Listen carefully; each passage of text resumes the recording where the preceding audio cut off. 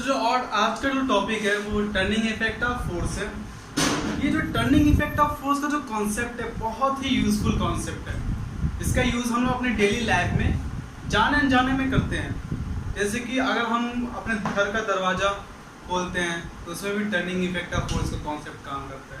या फिर कोई भी काम कर सकते, जैसे स्क्रू ड्राइवर से स्क्रू को हम ओपन करते हैं या फिर क्लोज करते हैं, तो वहाँ भी टर्निंग इफेक्ट ऑफ फोर्स का कॉन्सेप्ट यूज़ होता है। या फिर अगर कार को उठानी हो तो हम लोग जैक स्क्रू का यूज़ करते हैं, वहाँ भी टर्निंग इफेक्ट ऑफ फोर्स का यूज़ होता है। तो टर्निंग इफेक्ट ऑफ फोर्स बहुत ही यूजफुल कॉन्सेप्ट है। तो आज हम उसी के बारे में जानेंगे कि what is turning effect of force. So चलिए देखते हैं what is turning effect of force. हम जानते हैं फोर्स दो चीजों पर काम कर सकता है, रिजिड बॉडी और नॉन रिजिड बॉडी। जब हम नॉन रिजिड बॉडी पे फोर्स लगाते हैं तो इसका इफेक्ट क्या पड़ता है कि उस बॉडी के शेप और साइज में चेंजिंग आ जाती है। बट अगर हम रिजिड बॉडी के में फोर्स लगाते हैं तो इसका इफेक्ट ये होता है कि उस बॉडी में मोशन आ जाती है, मीन्स वो बॉडी मोशन करने लगती है। तो आज हम रोटेटरी मोशन के बारे में पढ़ेंगे, क्योंकि हम जानते हैं कि जब भी हम रिजिड बॉडी को फोर्स लगाते हैं, अगर बॉडी फ्री टू मूव हो, सपोज ये बॉडी फ्री टू मूव है और यहाँ पे हम फोर्स लगाते हैं तो ये बॉडी कुछ इस तरह से मोशन करने लगेगी, स्ट्रेट लाइन में मोशन करने लगेगी। और इस टाइप के मोशन को बोलते हैं लीनियर मोशन। तो चूंकि इस वीडियो में हम लीनियर मोशन के बारे में नहीं पढ़ेंगे, क्योंकि हम लोगों ने क्लास 9 में इसके बारे में डिटेल में पढ़ा है, जैसे कि लीनियर मोशन में फोर्स क्या होता है, F = ma, एक्सेलरेशन, वेलोसिटी, बहुत सारी चीजें हम लोगों ने पढ़ा है। सो आज हम लोग कुछ डिफरेंट पढ़ना चाहेंगे। जिस तरह से हमने फ्री बॉडी को फोर्स लगा के मूव किया, अगर यही फ्री बॉडी एक तरफ से फिक्स हो, मीन्स फ्री ना हो बल्कि एक तरफ से फिक्स हो, तो ऐसे बॉडी को बोलते हैं पायोटेड बॉडी। फिक्स होने का मतलब बॉडी पायोट है, फिक्स होने का मतलब बॉडी पायोट है। अब पायोटेड बॉडी पे जब भी हम यहाँ पे फोर्स लगाते हैं तो ये कुछ इस तरह से मोशन करने लगती है। बॉडी के इस तरह के मोशन को बोलते हैं रोटेटरी मोशन। बॉडी के इस तरह के मोशन को बोलते हैं रोटेटरी मोशन। चूंकि फोर्स के इस इफेक्ट की वजह से बॉडी रोटेट कर रही है, तो फोर्स के इस इफेक्ट को बोलते हैं टर्निंग इफेक्ट ऑफ फोर्स। इसे ही हम बोलते हैं turning effect of force. But turning effect of force केवल एक सिंपल फोर्स से काम नहीं बनता। मीन्स अगर टर्निंग इफेक्ट ऑफ फोर्स अगर हमें चाहिए, बॉडी को रोटेट कराना है, तो केवल फोर्स से काम नहीं चलेगा। क्यों? देखिए, अगर यही बॉडी जो पायोट थी और यहाँ पे फोर्स लगाते समय ये बॉडी रोटेट कर रही थी, बट अगर यहाँ पे हम फोर्स लगाए जहाँ से बॉडी पायोट है, तो बॉडी रोटेट नहीं करेगी।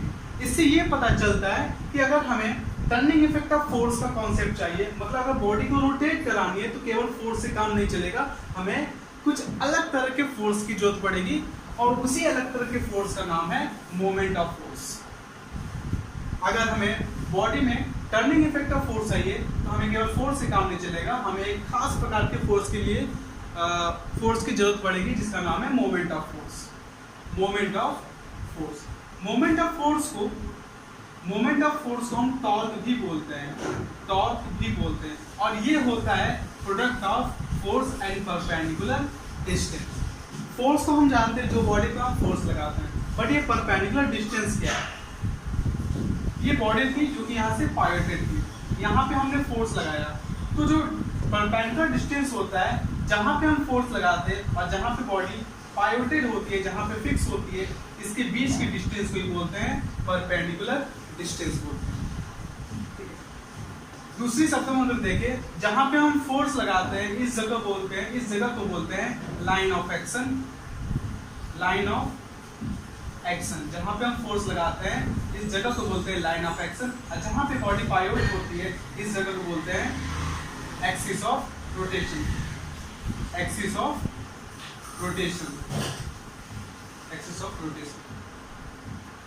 तो अगर हम परपेंडिकुलर डिस्टेंस को डिफाइन करना हो तो हम कैसे कह सकते हैं कि the distance between the line of action and axis of rotation is called perpendicular distance. Same as अगर हमको अगर मोमेंट ऑफ फोर्स को डिफाइन करना हो तो हम क्या बोल सकते हैं, the product of force and perpendicular distance is called moment of force. अगर मोमेंट ऑफ फोर्स का यूनिट देखें तो यूनिट क्या होता है मोमेंट ऑफ फोर्स की, means SI unit of moment of force. SI unit moment of force होता है, फोर्स का यूनिट होता है न्यूटन और डिस्टेंस का यूनिट होता है metre. So SI unit of moment of force will be newton metre, और न्यूटन मीटर को हम जूल भी बोलते हैं, जूल भी बोलते हैं। अगर सीजीएस यूनिट देखें, सीजीएस यूनिट देखें तो क्या हो सकता है, so CGS unit of moment of force, CGS unit of moment of force हो जाएगा, सीजीएस यूनिट में फोर्स का यूनिट होता है डाइन होता है और डिस्टेंस का यूनिट होता है centimetre. So CGS unit of moment of force will B dyne centimetre, और डाइन सेंटीमीटर को हम अर्ग भी बोलते हैं। अगर जूल और अर्ग में रिलेशन देखें तो जूल और अर्ग में रिलेशन क्या हो सकता है, देखिए 1 joule equal to 1 newton 1 metre. 1 newton में हम जानते हैं 10⁵ डाइन होता है और 1 मीटर में 10⁵2 सेंटीमीटर होता है। सो 10⁵5 10⁵2 10⁵7 और डाइन सेंटीमीटर को हम अर्ग भी बोलते हैं, तो ये हो जाएगा अर्ग। सो 1 जूल इक्वल टू 10⁻7 अर्ग। ये रिलेशन है जूल और अर्ग में, मींस एसआई यूनिट और सीजीएस यूनिट में रिलेशन है मोमेंट ऑफ फोर्स का। दूसरी बात, क्या मोमेंट ऑफ फोर्स वेक्टर है या फिर स्केलर है? तो मैं आपको बता दूं कि मोमेंट ऑफ फोर्स एक वेक्टर क्वांटिटी है, मींस इसके अंदर डायरेक्शन होती है। Moment of force is a vector quantity, moment of force is a vector quantity. तो इसके अंदर डायरेक्शन भी हो सकता होगा। तो मोमेंट ऑफ फोर्स का डायरेक्शन क्या होता है, इसको हम फिगर से समझ सकते हैं। जैसे सपोज ये बॉडी है जो कि यहाँ से पायोटेड है, और यहाँ पर जब फोर्स लगाते हैं तो बॉडी इस तरफ मोशन करती है, और यहाँ पर जब फोर्स लगाते हैं बॉडी इस तरफ मोशन करती है। तो यहाँ पर हम देख सकते हैं ये जो मोशन है, ये जो रोटेशन है, ये क्लॉकवाइज में हो रहा है, जिससे हम बोल सकते हैं क्लॉकवाइज डायरेक्शन, और ये इसके अपोजिट एंटी क्लॉकवाइज डायरेक्शन। तो मोमेंट ऑफ फोर्स का जो डायरेक्शन हो सकता है वो एंटी क्लॉक भी हो सकता है और क्लॉकवाइज भी हो सकता है। अगर साइन कन्वेंशन देखें तो एंटी क्लॉकवाइज को हम प्लस से डिनोट करते हैं और क्लॉकवाइज को माइनस से डिनोट करते हैं। तो ये था डायरेक्शन। कोई पूछे what is the direction of moment of force, आप बिल्कुल कह सकते हो कि क्लॉकवाइज और एंटी क्लॉकवाइज डायरेक्शन हो सकता है मोमेंट ऑफ फोर्स का। नेक्स्ट है मोमेंट ऑफ फोर्स मैक्सिमम कब होगा? मोमेंट ऑफ फोर्स मैक्सिमम कब होगा?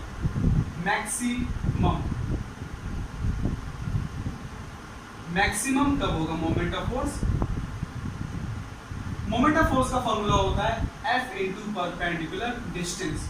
मोमेंट ऑफ फोर्स का फॉर्मूला होता है F इंटू परपेंडिकुलर डिस्टेंस। तो यहाँ पर हम देख सकते हैं मोमेंट ऑफ फोर्स के मैक्सिमम होने के दो कंडीशन है, दो चांसेस हैं।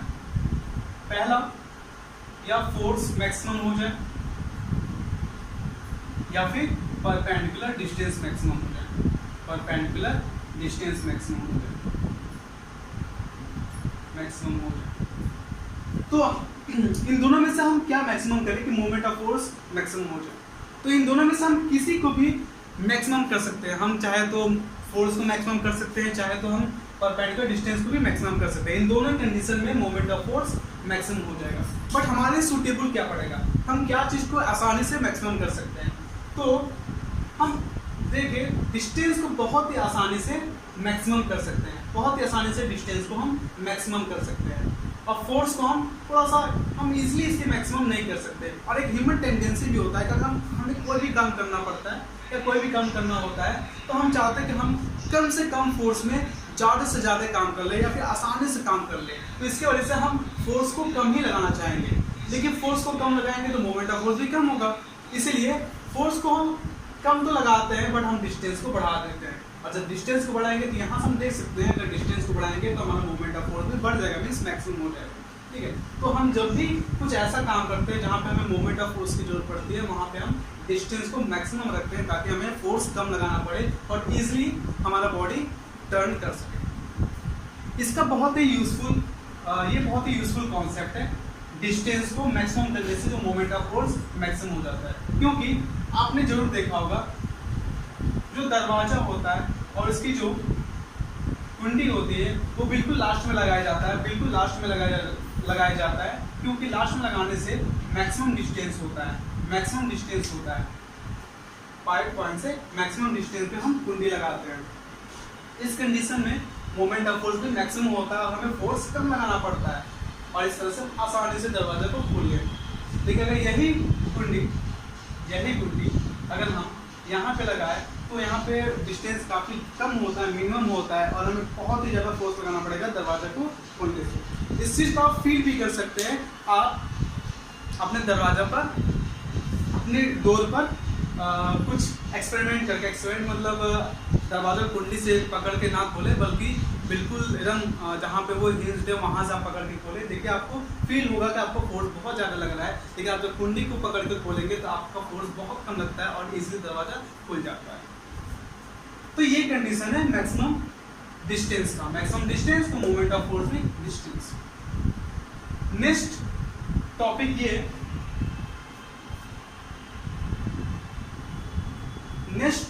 है कि मोमेंट ऑफ फोर्स जीरो कब होगा। मोमेंट ऑफ फोर्स जीरो कब होगा? मोमेंट ऑफ फोर्स जीरो कब होगा? मोमेंट ऑफ फोर्स जीरो होने की भी दो कंडीशन है, जैसे फॉर्मूला में F into perpendicular distance. First condition है कि फोर्स जीरो हो जाए या फिर परपेंडिकुलर डिस्टेंस जीरो हो जाए। फोर्स जीरो होगा तो ऑब्वियसली मोमेंट ऑफ फोर्स भी जीरो होगा, बिकॉज थोड़ा बहुत तो फोर्स लगाना ही पड़ेगा। लेकिन अगर परपेंडिकुलर डिस्टेंस भी जीरो होगा तो भी हमारा मोमेंट ऑफ फोर्स जीरो हो जाएगा। क्यों? क्योंकि हमने देखा था जब ये पार्टिकल बॉडी पे यहाँ पे फोर्स लगाने पर ये रोटेट कर रहा था, पर यहाँ पे फोर्स लगाने पे बॉडी रोटेट नहीं कर रहा था। क्यों? क्योंकि यहाँ पे जो डिस्टेंस एक जीरो है और जब जीरो डिस्टेंस होगा तो मोमेंट ऑफ फोर्स भी हमारा जीरो होगा। तो ऐसे कंडीशन में मोमेंट ऑफ फोर्स जीरो हो सकता है। लेकिन इसके अलावा तीसरा एक और कंडीशन है जहाँ पे मोमेंट ऑफ फोर्स जीरो हो सकता है। वो थर्ड कंडीशन क्या है जब मोमेंट ऑफ फोर्स जीरो होगा? तो वो थर्ड कंडीशन ये है कि जब भी तीसरा कंडीशन क्या है कि व्हेन फोर्स passes through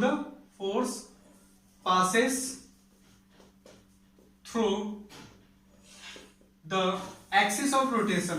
अगर एक्सिस ऑफ रोटेशन से फोर्स पास करें तो भी हमारा मोमेंट ऑफ फोर्स जीरो होगा।